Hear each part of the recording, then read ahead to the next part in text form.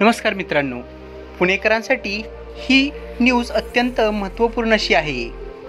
खडकवासला धरण ते फुरसुंगीपर्यंतच्या 34 किलोमीटर लांबीच्या मुठा उजव्या कालव्याच्या जागेवर आता 6 पदरी रस्ताच होणार आहे।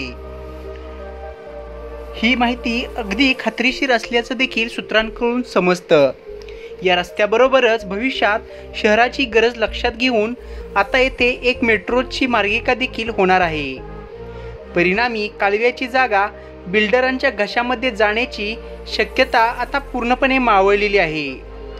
दरम्यान या कालव्याच्या आजूबाजूला झालेले तसेच नव्याने होऊ घातलेले अतिक्रमण देखील कोणत्याही परिस्थितीमध्ये काढण्यात येणार असल्याचे सूतोवाच हे जलसंपदा विभागाकडून करण्यात आलेला आहे।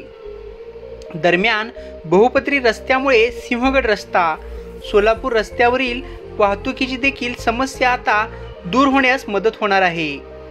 खडकवासला ते फुरसुंगीपर्यंतचा भूमिगत कालवा होणार असून त्यासाठी सुमारे 2200 कोटी रुपयेचा खर्च येणार आहे आणि त्यासाठी निविदा देखील काढण्यात आलेली असून एका खासगी कंपनीस काम देखील देण्यात आलेलं आहे। दरम्यान सध्या वन विभागासह पर्यावरण विभागाच्या मान्यतेसाठी मंत्रालय स्तरावर प्रस्ताव घातलेला आहे।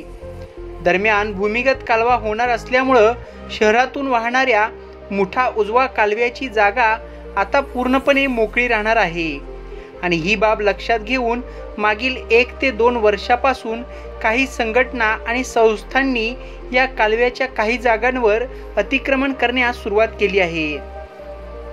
शहरातील काही बिल्डरांनी देखील ही जागा मिळवण्यासाठी राजकीय उच्च पातळीवर जोरदार प्रयत्न सुरू केले आहेत।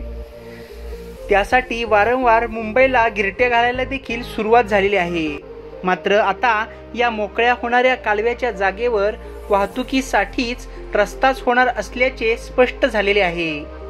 खडकवासला ते फुरसुंगी या 34 किलोमीटर अंतर असलेल्या या कालव्याच्या जागेची बाजारभावाप्रमाणे सुमारे 20,000 कोटींच्या आसपास किंमत होत असल्याचे दिसून आलेले आहे।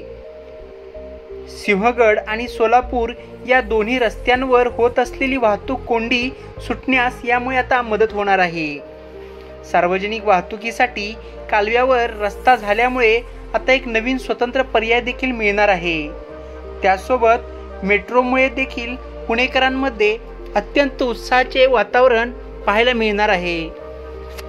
तर मित्रांनो, ही माहिती तुम्हाला कशी वाटली हे कमेंट बॉक्समध्ये लिहा। सोबतच व्हिडिओ आवडला असेल तर व्हिडिओला लाईक करा, शेअर करा व आपल्या मराठी यूट्यूब चॅनलला सबस्क्राईब करायचं बिलकुल विसरू नका। लवकरच भेटू पुन्हा एकदा अशाच नवनवीन इंटरेस्टिंग आणि इन्फॉर्मेटिव्ह व्हिडिओसोबत। तोपर्यंत स्वतःची काळजी घ्या। जय हिंद, जय महाराष्ट्र, जय जिजाऊ, जय शिवराय।